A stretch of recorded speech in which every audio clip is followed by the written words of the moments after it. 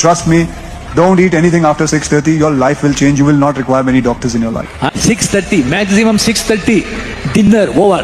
பெரிய பெரிய செலிபிரிட்டிஸ்லாம் இப்ப இதெல்லாம் சொல்றாங்க. இப்ப இது உண்மையான்னு கேட்டா அவங்களுக்கு உண்மை புரியல, தெளிவா சொல்றேன். இப்ப இந்த செலிபிரிட்டிஸ் வரப்போ இவங்களுக்கு மேக்ஸிமம் தூங்குற டைமிங் ஒரு 9 to 10 இருக்கும். அதனால அவங்க 6:30 to 7 o'clock சாப்பிடுறாங்க. நம்ம வர்றதே 10:30 மணி 11 மணிக்கு சாப்பிடுவோம், 11:30 தூங்கிடுவோம். அப்ப நம்மளால 6:30 மணிக்கெல்லாம் சாப்பிட முடியாது, அப்படிதானே? அப்படியே நம்ம 6:30 மணிக்கு சாப்பிட்டோம்னா நம்ம லேட்டா தான் தூங்குவோம். மறுபடியும் ஒரு 10:30 மணி போல கிரேவிங்ஸ் வர செய்யும். என்ன பண்ணுவோம்?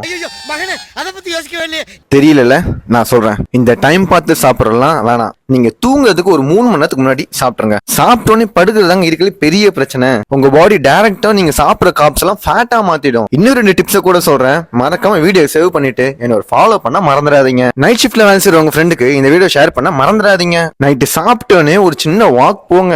அட்லீஸ்ட் போன்ல ஆளுகிட்ட கடலை போட்டுனா நடக்க பாருங்க. நீங்க நடக்கிறதோ இல்ல ஏதாவது ஒரு லைட் ஆக்டிவிட்டி பண்றது உங்க டைஜஷன் ஹெல்ப் பண்ணும். இப்படி நீங்க நடக்கிறதுனால நீங்க சாப்பிடுறது ஃபேட்டா ஸ்டோர் ஆகாம இப்போ உங்களுக்கு எனர்ஜி தேவைன்றது உங்க பாடி புரிஞ்சுக்கும். இதெல்லாம் தாண்டி நைட் எப்பவுமே காப்ஸ் லைட்டா எடுத்துக்கோங்க. காப்ஸே நம்மளோட எனர்ஜி சோர்ஸ் தாங்க. நைட்டு நம்மளுக்கு என்னங்க எனர்ஜி தேவை இருக்கு தூங்குறதை தாண்டி? அதுக்குன்னு பட்னியா இருங்கன்னு சொல்லல, அளவா சாப்பிடுங்கன்னு சொல்றேன்.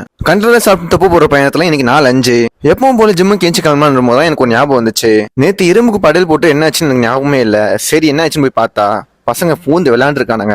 சரி ஜிம்முக்கு போனா ஜிம்ல இன்னைக்கு ஹேண்ட் ஸ்டாண்ட் பயிற்சி. கிளைண்ட்ஸ் எல்லாமே ஹேண்ட் ஸ்டாண்ட் பயிற்சி தீவிரமா பண்ணிட்டாங்க. நம்மளுக்கு தெரிஞ்ச விஷயத்த சொல்லிட்டு மத்தியானம் சாப்பிட கிளம்பிட்டேன். இன்னைக்கு 2 தக்காளி சாதம், அதே 3 சம்சா.